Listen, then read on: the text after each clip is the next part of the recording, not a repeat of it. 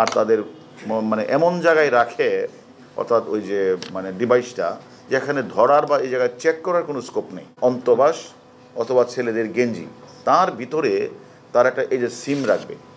অর্থাৎ যখনই ওইখান থেকে বাহির থেকে টেলিফোনটা করবে, টেলিফোনটা করার সাথে সাথেই সে শুনতে পাবে। সেটা পরীক্ষা শেষ হলে এই কানের মধ্যে ঢোকে, এটা চলে আসছে, রাউটার এটা চলে আসছে, বলটা চলে আসছে। 5-10 মিনিটের মধ্যে প্রশ্নটা পেয়ে 5-10 মিনিটের মধ্যে উত্তর শেষ।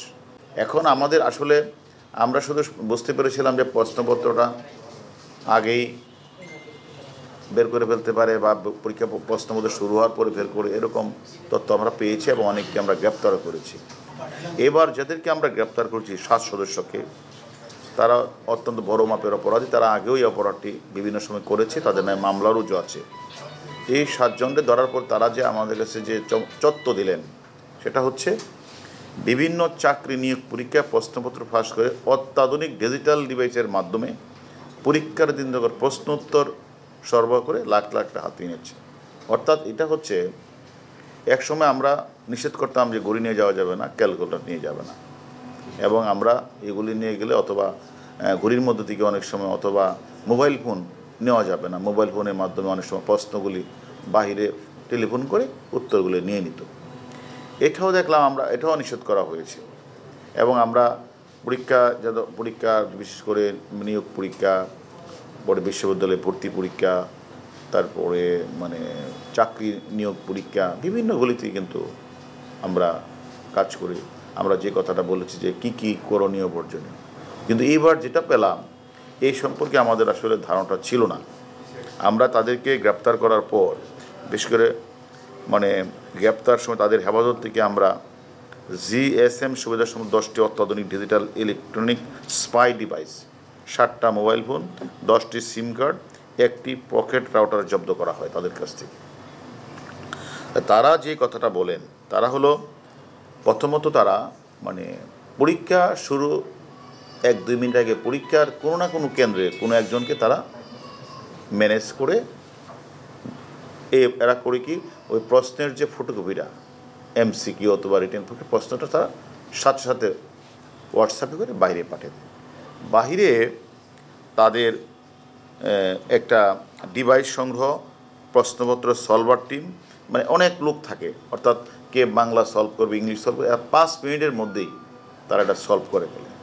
সলভ করি তখন তারা তাদের যে ডিভাইস থাকে, এই ডিভাইসটা তারা কানের মধ্যে এরকম একটা বল থাকে, এই কানের মধ্যে এরকম একটা বল থাকে, এই বলটা এই যে বলটা কানে দেয়, কানে দিয়ে এরা কানে দিবে। আর হলো হয় পকেটের মধ্যে একটা রাউটার থাকবে, অথবা এই যে আপনার যে অন্তবাস অথবা ছেলেদের গেঞ্জি, তার ভিতরে তার একটা এই যে সিম রাখবে।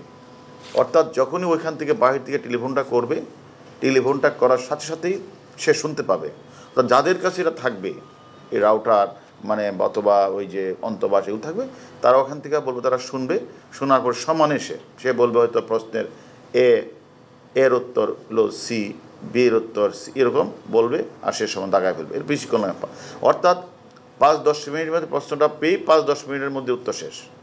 এবং যারা পাবে তাদের প্রত্যেক কীরকমভাবে এগুলি দিয়ে নিবে, এবং সেটা পরীক্ষা শেষ হলে এই কানের মধ্যে ঢোকে, এটা চলে আসছে, রাউটার এটা চলে আসছে, বলটা চলে আসছে। এইরকমভাবে আসলে মানে দিন যাচ্ছে। আসলে মানে প্যাটার্নস অফ ক্রাইম, যে ক্রাইমের যে প্যাটার্নটা, এটা দিন দিন চেঞ্জ হয়ে যাচ্ছে।